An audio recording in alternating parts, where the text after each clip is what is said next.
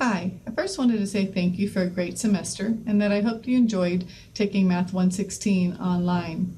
Also, I want to say good luck to you on your final exam this coming week. I hope that you're studying a lot using those final exam review packets and the practice final exam in MyMathLab.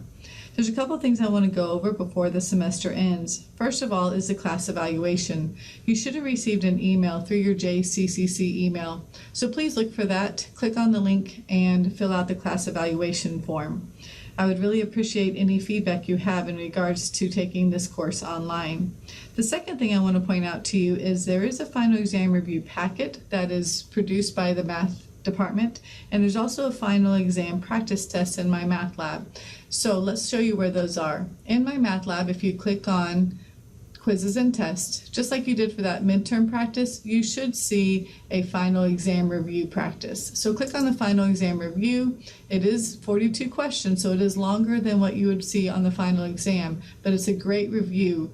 So I would try this after you've tried the practice review paper that the math department distributes. Where is that located? That's in D2L. So when you click on D2L, log into your course like you normally would, scroll down to the bottom where you did hopefully look at your midterm exam key. There's also a final exam review packet. When you click on the final exam review packet, this is all the questions that possibly you might see on the final exam. So you would try all these problems. And the great thing about it is that the answer key is already there for you. So keep scrolling down. There are 69 problems for you to try. And then starting on page 5 is where the answer key begins. So do these problems, check your answers, and then try the practice test that's in MyMathLab. The other thing that I pointed out to you in D2L is the MyMathLab final exam review. This is the answers to the final exam practice test in MyMathLab. So it's not going to be your same problems because they are all algorithmically generated, but these are the problems that I received and I went ahead and put in the answers.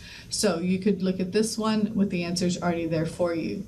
But back in the quizzes and tests, once you take your final exam review once, I'm going to go ahead and start the test, and I'm not going to fill anything out because I'm just going to say I don't remember any of it, and I'm just going to go ahead and submit test. I know that there are a lot of questions, but I still want to leave the test, and I want to submit the test. So remember, you do have 15 tries to do this. You could hit review test, and then this will give you all the problems again with your answers already in there for the correct answers. So you could print this out. You could go under question help and you could click print, and you could print the whole entire test and go ahead and look at the questions that way.